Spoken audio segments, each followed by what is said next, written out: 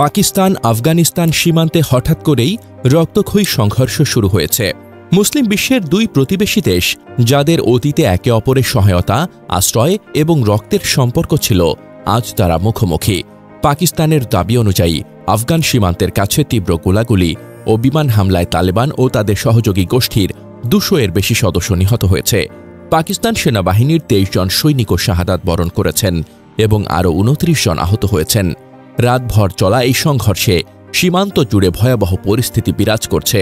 অন্যদিকে আফগান তালেবানও পাল্টা দাবি করেছে যে পাকিস্তান বারবার তাদের সীমান্তে বিমান হামলা চালিয়ে বেসামরিক লোকজনকে হত্যা করছে। এই হামলার প্রতিশোধ হিসেবেই তারা পাকিস্তানি সেনাদের ওপর গুলি চালিয়েছে বলে জানিয়েছে তালেবান মুখপাত্র। তাদের দাবি, পাকিস্তানের অন্তত ৫৮ জন সেনা নিহত হয়েছে এবং বহু সেনা আহত। ঘটনার সূত্রপাত সম্প্রতি পাকিস্তান ও আফগানিস্তান সীমান্তবর্তী খাইবার পাখতুনখোয়া প্রদেশে। ঐতিহাসিকভাবে ১৮৯৩ সালে ব্রিটিশরা আফগানিস্তানের আমির আব্দুর রহমান খানকে জোর করে স্বাক্ষর করিয়ে দুরান লাইন নির্ধারণ করেছিল। এটি ২৬৪০ কিলোমিটার লম্বা সীমান্ত, যা পাকিস্তান এবং আফগানিস্তানকে বিভক্ত করে। আফগানিস্তান কখনো এই লাইনকে স্বীকার করেনি, কারণ এটি পশতুন জাতিগোষ্ঠীর মধ্য দিয়ে গেছে। ফলে উভয় পক্ষের লোকেরা সীমান্ত পারাপার করে পরিবার দেখা, ব্যবসা করে। তবে এটি জঙ্গিদের জন্য আশ্রয়স্থল হয়ে উঠেছে।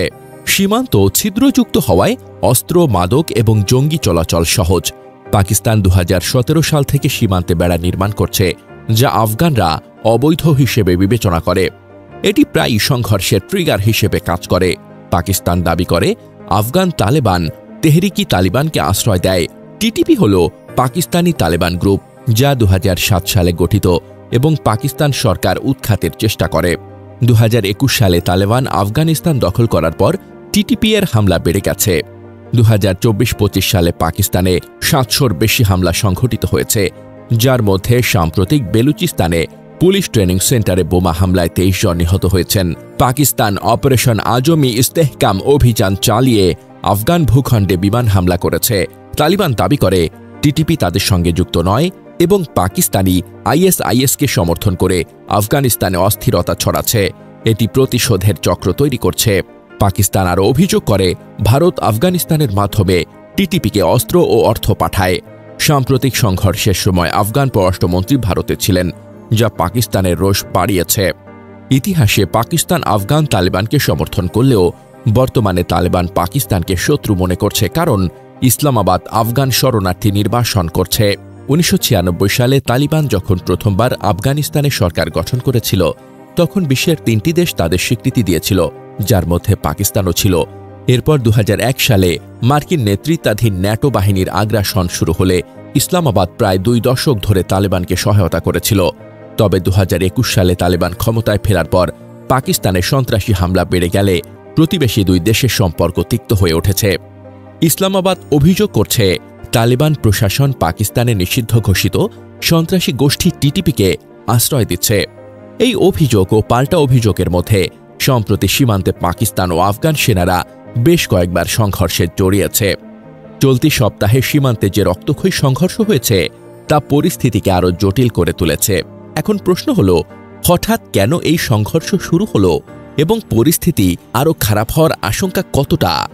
গত বৃহস্পতিবার রাতে হঠাৎ দুটি বিস্ফোরণে কেঁপে ওঠে আফগান রাজধানী কাবুল।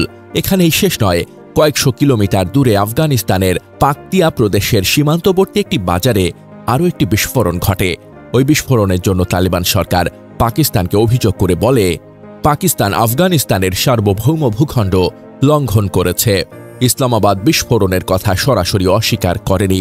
তবে একজন পাকিস্তানি নিরাপত্তা কর্মকর্তা রয়টার্সকে জানান, কাবুলে বিমান হামলা চালানো হয়েছিল এবং লক্ষ্যবস্তু ছিল টিটিপির নেতা নূর ওয়ালি মেহসুদ, যিনি একটি গাড়িতে ছিলেন।